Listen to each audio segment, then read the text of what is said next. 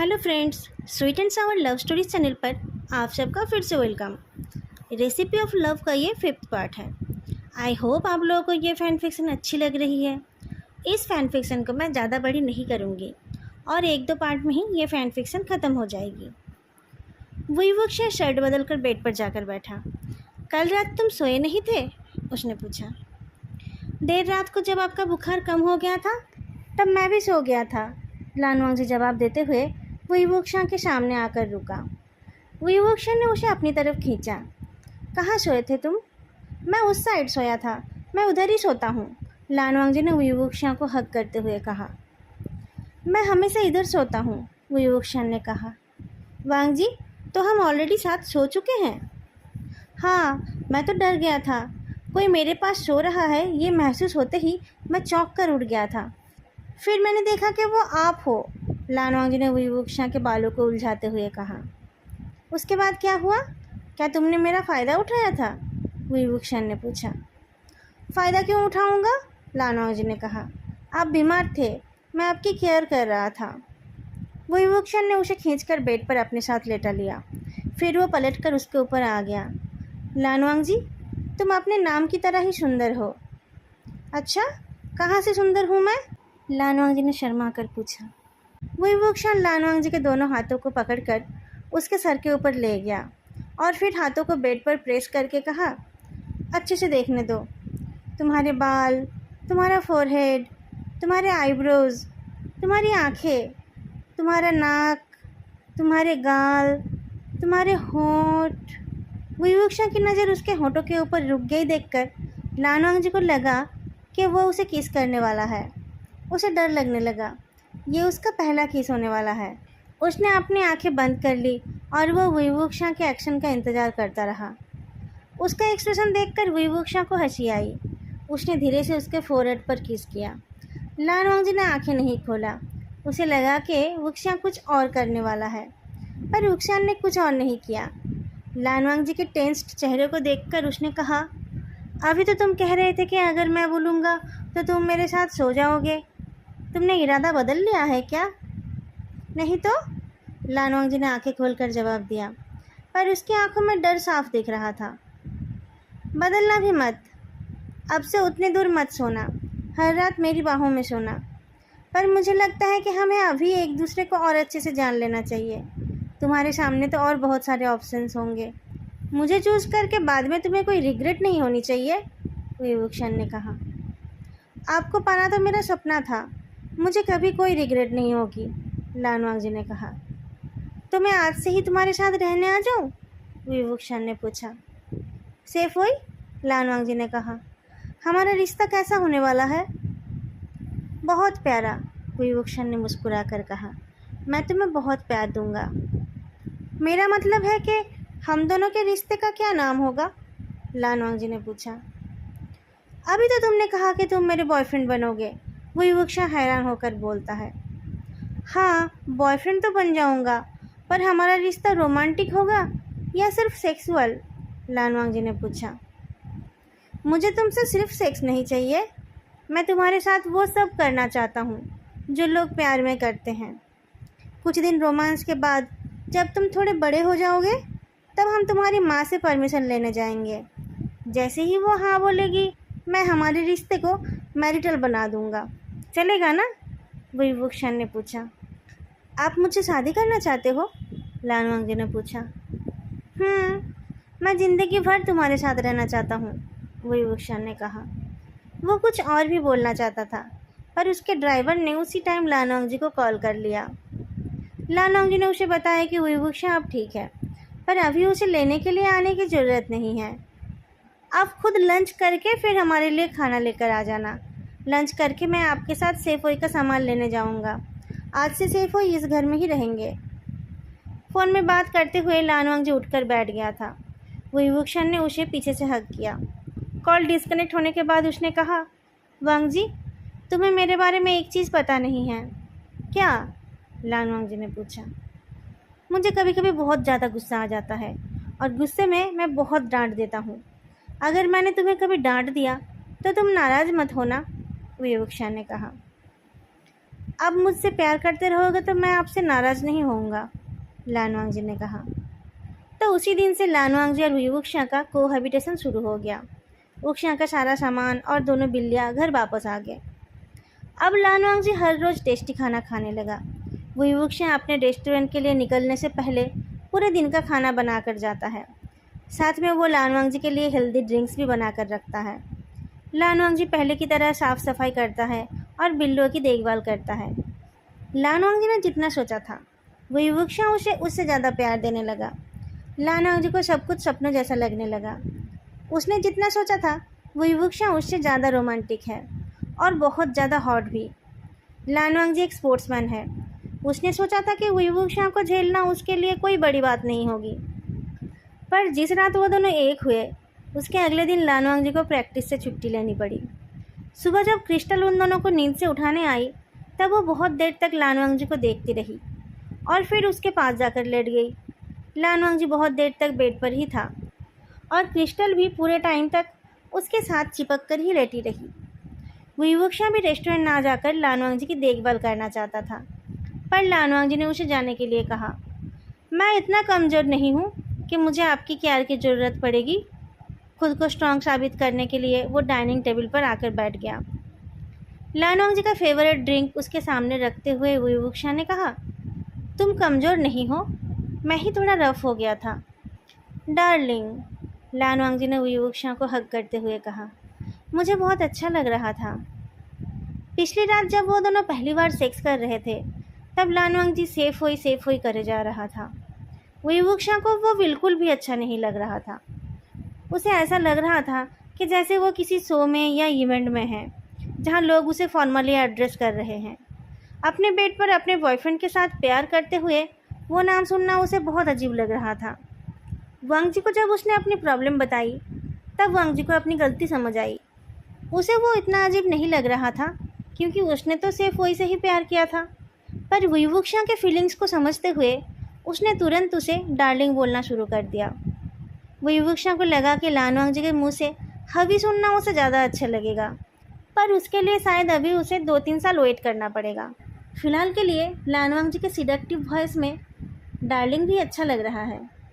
वुक्शा ने लानवांग जी के सर को रब किया। ये ड्रिंक ख़त्म करके सो जाना, मैं जा रहा हूँ, कुछ ज़रूरत पड़े तो कॉल कर लेना। लानवांग जी ने गर्दन ऊपर नीचे किया, पर उसने अपने बॉयफ्रेंड को नहीं छोड़ा। बेबी, तुम बहुत क्लिंगी हो, वुक्शा ने मुस्कुरा कर कहा। मैं क्रिस्टल नहीं हूँ, लानवांग जी ने कहा। तुम मुझसे ज़्यादा क्लिंगी हो, वुक्शा ने कहा। कल रात कैसे तुमने अपने दोनों पैरों से मुझे पकड़। लानवांग जी ने वुक्शा को छोड़कर उसे हल्के से धक्का दिया। अब लेट नहीं हो रहे हो, जल्दी जाओ। वुक्शा झुककर अपने बेबी के होठों पर किस करता है। Bye baby. Bye darling, Lanwang ji ने जवाब दिया। वुक्शा मुस्कुराकर चला गया। लानवांग जी को पाकर उसकी खाली ज़िंदगी खुशियों से भर गई है। वो भी अपने क्यूट बॉयफ्रेंड को बहुत खुशियाँ देना चाहता है। दिन बीतते गए, धीरे धीरे लगभग 1 साल हो गया। बास्केटबॉल का नया सीज़न शुरू होने वाला है और पुराने कॉन्ट्रैक्ट का टाइम ख़त्म होने वाला है। लानवांग जी के साथ ज्वाइन किए हुए कुछ प्लेयर्स के साथ AAA ने अपना कॉन्ट्रैक्ट रिन्यू करा लिया है, पर लानवांग जी से अभी तक किसी ने बात नहीं की है। क्या उसका कॉन्ट्रैक्ट रिन्यू नहीं होगा? क्या उसे प्रमोट नहीं किया जाएगा? लानवांग जी थोड़ा परेशान था। जब वो घर आया तब क्रिस्टल ड्राइंग रूम में सो रही थी। उसके आने की आवाज़ से भी उसकी नींद नहीं टूटी। मैग्नेट डोर खोलने की आवाज़ से उठकर खड़ी हो गई थी। वो लानवांग जी के पीछे पीछे बाथरूम तक गई। जब लानवांग जी नहा रहा था तब वो बाहर वेट करती रही। नहाने के बाद जब वांग जी बेड पर जाकर लेटा तब मैग्नेट भी जाकर उसके पास लेट गई। लानवांग जी उसके पेट को रब करते हुए अपने करियर के बारे में सोचने लगा। उसने तो सुना था कि AAA अच्छा क्लब है, पर अब उसे लग रहा है कि शायद यहाँ उसका कुछ नहीं हो पाएगा। कुछ दिनों में एक बड़ा टूर्नामेंट है, उसमें अच्छा खेलना पड़ेगा, शायद उसके बाद कुछ हो जाए। थोड़ी देर में उसके एक साथी प्लेयर वोइचुन का कॉल आया। लानवांग जी बहुत लेजी फील कर रहा था, तो उसने फ़ोन को रिसीव करके स्पीकर में डाल दिया। वोइचुन ने बताया कि आज प्रैक्टिस के बाद वो कॉन्ट्रैक्ट के रिन्यूअल के बारे में बात करने के लिए मैनेजमेंट के किसी के साथ मिला था। उस हायर अप ने उसे कहा है कि अगर वो उसके साथ सोएगा तो वो उसका कॉन्ट्रैक्ट रिन्यू करा देगा। कॉन्ट्रैक्ट रिन्यू कराने के लिए मैनेजमेंट वालों के साथ सोना पड़ेगा? लानवांग जी हैरान होकर पूछता है। तुम्हें भी ये नहीं पता था ना? वही चुन ने पूछा। मुझे नहीं पता था, लानवांग जी ने कहा।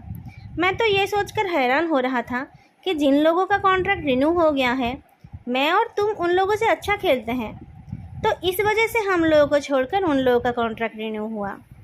क्या यहाँ कुछ भी फेयर वे में नहीं होता है? ऐसा ही लग रहा है। मुझे तो समझ ही नहीं आ रहा है कि मैं क्या करूँगा। अगर ये सब करने के बाद भी उन लोगों ने मेरा कॉन्ट्रैक्ट रिन्यू नहीं किया, तब क्या होगा? वही चुन ने कहा। तुम ये करने वाले हो? लानवांग जी ने पूछा। मुझे कुछ समझ नहीं आ रहा है। तुम्हें तो इन सब का एक्सपीरियंस है, इसलिए तुमसे सजेशन मांग रहा हूँ, वही चुन ने कहा। मुझे इन सब का एक्सपीरियंस है? मैंने ऐसा कब किया? लानवांग जी ने पूछा। तुम अपने शुगर डैडी के साथ सोते हो ना? वही चुन ने कहा। Sugar daddy? मेरा कोई शुगर डैडी नहीं है। मैं कभी भी कुछ पाने के लिए किसी के साथ नहीं सोऊंगा, लानवांग जी इरिटेट होकर बोलता है। क्लब में सबको पता है कि तुम अपने शुगर डैडी के घर में रहते हो। वो कभी कभी सुबह तुम्हें छोड़ने भी आते हैं ना? वही चुन ने कहा। वो युवक्षों को आज किसी इवेंट में जाना है। वहाँ जाने से पहले रेडी होने के लिए वो घर आ गया। वो कभी भी इतनी जल्दी घर नहीं आता है। ड्राइंग रूम में क्रिस्टल घोड़े बेचकर सो रही है। उसे पता ही नहीं चला कि घर में कोई आया है। वांग जी शायद अभी तक वापस नहीं आया है और मैग्नेट भी नहीं दिखी। वो युवक्षा बेडरूम की तरफ जाने लगा तो उसे लानवांग जी की वॉइस सुनाई दी। जो मुझे छोड़ने आते हैं वो मेरे शुगर डैडी है, ये तुम लोगों को किसने बताया? सबसे पहले किसने बताया था ये तो मुझे नहीं पता, पर तुम्हारे शुगर डैडी शायद कोई सेलिब्रिटी है ना? उनको कभी किसी ने कार से उतरते हुए नहीं देखा। उनके कार के नंबर से भी उनके बारे में कुछ पता नहीं चला। उनका इन्फॉर्मेशन सीक्रेट है, वही चुन ने कहा। हाँ, वो एक सेलिब्रिटी है, पर वो मेरे शुगर डैडी नहीं है, वो मेरे बॉयफ्रेंड है, लानवांग जी ने कहा। वो तुम्हें पब्लिक के सामने अपना बॉयफ्रेंड बोलते हैं? सेलिब्रिटीज़ की लाइफ में ऐसे बहुत सीक्रेट बॉयफ्रेंड्स रहते हैं जिनके साथ वो लोग सोते हैं, पर कभी पब्लिकली एक्सेप्ट नहीं करते हैं, वही चुन ने कहा। देखो वही चुन, मैं इस बारे में तुमसे बहस नहीं करना चाहता। मुझे पता है कि वो मेरे बॉयफ्रेंड है, यही मेरे लिए काफ़ी है। और मैं अपने बॉयफ्रेंड के साथ सोता हूँ या नहीं, ये मेरी पर्सनल चॉइस है, पर मैं कुछ पाने के लिए किसी के साथ नहीं सोऊंगा, लानवांग जी ने कहा। हाँ, तुम्हें शायद किसी और के साथ सोने की ज़रूरत नहीं पड़ेगी। तुम्हारे बॉयफ्रेंड के इन्फ्लुएंस से ही शायद तुम्हारा काम हो जाएगा। परेशानी तो हम जैसों के लिए है। हमारे पीछे तो किसी का सपोर्ट भी नहीं है। या तो मैनेजमेंट वालों को बेड पर सर्विस दो, नहीं तो हमेशा के लिए बास्केटबॉल ग्राउंड को बाय बाय बोल दो। चलो अब रखता हूँ, देखता हूँ कोई और तरीका है या नहीं। फ़ोन डिस्कनेक्ट हो गया और लानवांग जी बिस्तर पर लेटा रह गया। वो युवक्षा रूम के अंदर नहीं गया। वो धीरे से ड्राइंग रूम में वापस चला गया। वहाँ उसने जानबूझकर क्रिस्टल को नींद से जगा दिया। क्रिस्टल चीख उठी तो लानवांग जी दौड़ कर आया। उसके साथ मैग्नेट भी दौड़ कर आई। ड्राइंग रूम में विवुक्षा क्रिस्टल को पेट कर रहा है। डार्लिंग, आप इतनी जल्दी आ गए? लानवांग जी ने पूछा। मुझे एक इवेंट में जाना है, तुम चलोगे मेरे साथ? विवुक्षा ने पूछा। मैं जाकर क्या करूँगा? लानवांग जी ने पूछा। तुम्हारे करने जैसा वहाँ कुछ नहीं होगा, पर अगर तुम लोगों से दोस्ती करना चाहते हो तो, विवुक्षा ने कहा, वहाँ अच्छा खाना पीना भी होगा। डार्लिंग, आपके इवेंट में कौन मुझसे दोस्ती करना चाहेगा? लानवांग जी ने पूछा। और क्या वहाँ का खाना आपके बनाए हुए खाने से ज़्यादा टेस्टी होगा? बेबी, मैं तुम्हें लोगों से इंट्रोड्यूस नहीं कराता हूँ, तुम्हें यह बुरा लगता होगा, विवुक्षण ने कहा। जब हमारी शादी हो जाएगी तब आप अपने दोस्तों से मुझे इंट्रोड्यूस करा देना। फ़िलहाल मुझे अपनी पहचान खुद बनानी है, लानवांग जी ने कहा। वैसे भी मुझे आते आते रात हो जाएगी। तुम्हें तो सुबह प्रैक्टिस के लिए भी जाना है।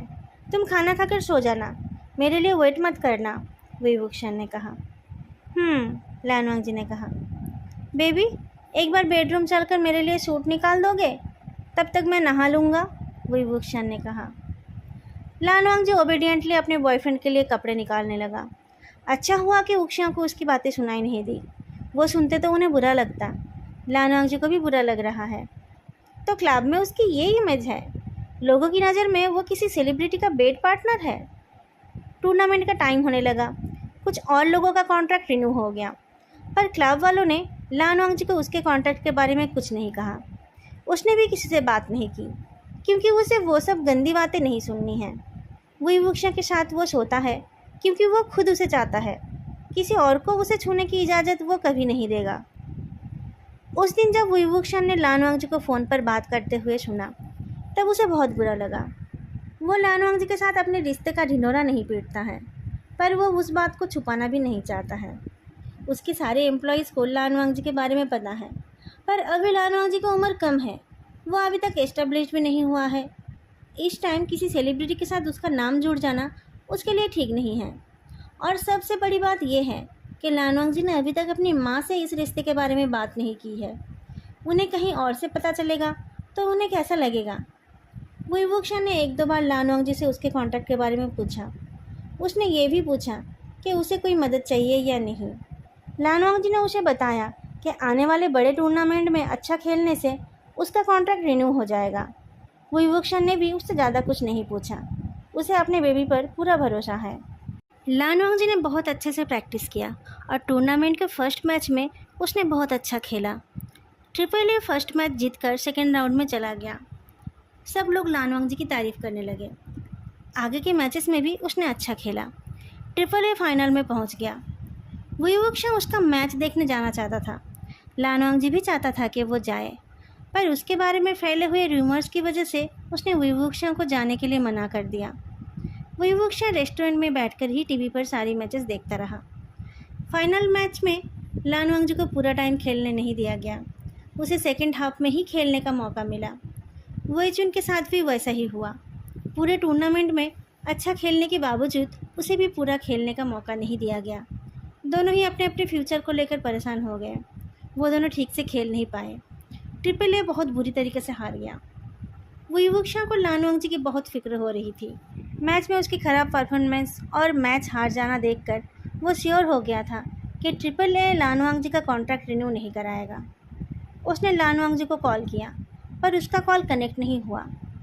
अगले दिन सुबह उसे किसी इवेंट के लिए दूसरे शहर जाना है। वहाँ वो कुछ स्पेशल डिशेस बनाने वाला है, जिसके लिए उसने विदेश से कुछ स्पेशल इंग्रेडिएंट्स मंगवाया है। वो इंग्रेडिएंट्स आज ही घर में डिलीवर्ड हुआ है। उसने उनको घर में ही स्टोर किया है। कल वो घर से निकलते टाइम अपने साथ ले जाएगा। लान वांगजी का मूड ठीक करने के लिए वो उसे अपने साथ ले जाने का सोच रहा है। अभी तक वो दोनों कहीं घूमने नहीं गए हैं। इवेंट ख़त्म होने के बाद वो लान वांगजी को अच्छे से घुमा देगा। वापस आकर दोनों उसके फ्यूचर के बारे में बात करेंगे। घर जाते टाइम लान वांगजी को खुश करने के लिए वो उसके पसंद का स्नैक्स ले गया।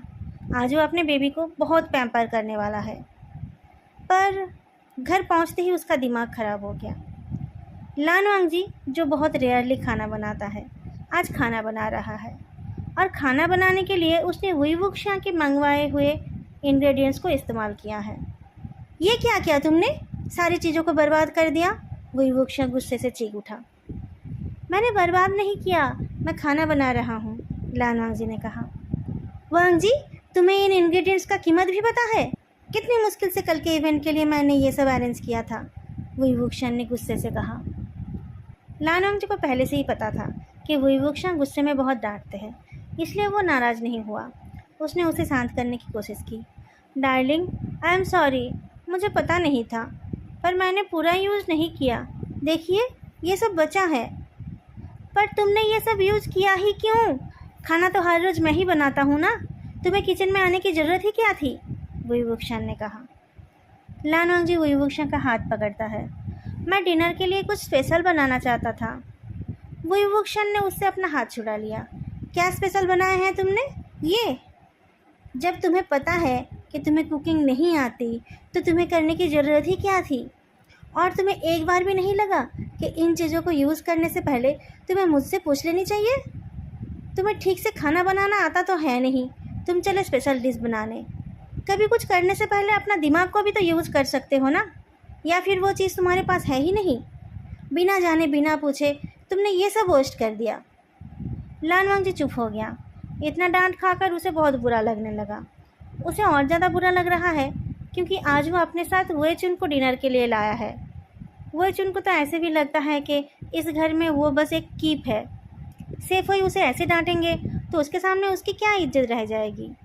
वो युवक्षा का गुस्सा कम नहीं हुआ। उसने कहा, और स्पेशल किस खुशी में बना रहे हो तुम? ना तो तुमने आज अच्छा खेला और ना ही तुम्हारी टीम जीत पाई।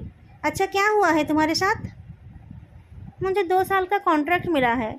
वोइचुन भी मेरे साथ सेलिब्रेट करने आया है। वो वॉशरूम में है। उसको भी 2 साल का कॉन्ट्रैक्ट मिला है। लान वंगजी फाइनली बता पाया कि घर में कोई और भी है।